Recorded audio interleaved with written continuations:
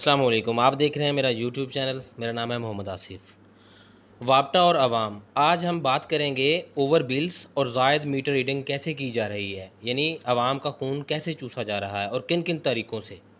ایک دلچسپ واقعہ آپ کے ساتھ شیئر کرتا ہوں۔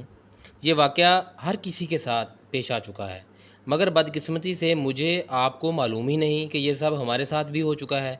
ایک مزدور جس کے گھر کی کل افراد کی تعداد ایک ہی ہے، جو کہ وہ واحد بندہ ہے جو خود ہی ایک ہے۔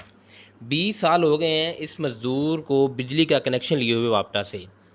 آج تک اس کو 700 یا 900 سے زائد بجلی کا بل نہیں آیا، مگر بدقسمتی سے اگست آزادی کا مہینہ، خوش نصیب مہینہ، اس کے لیے 29,000 کا بل لے کے آیا۔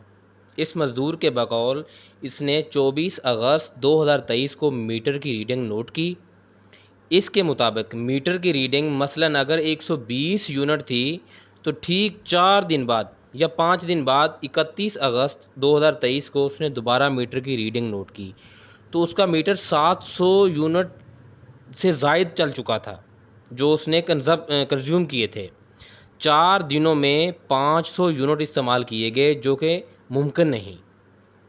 لعنت ہے ایسے نظام پر، لعنت ہے ایسے عدل پر۔ اب سوال یہ ہے کہ یہ سب کیسے ہو رہا ہے؟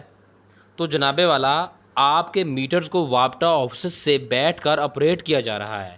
یہ جو ڈیجیٹل میٹرز ہیں ان کو وہاں بیٹھ کے آپریٹ کیا جا سکتا ہے اور کیا جا رہا ہے۔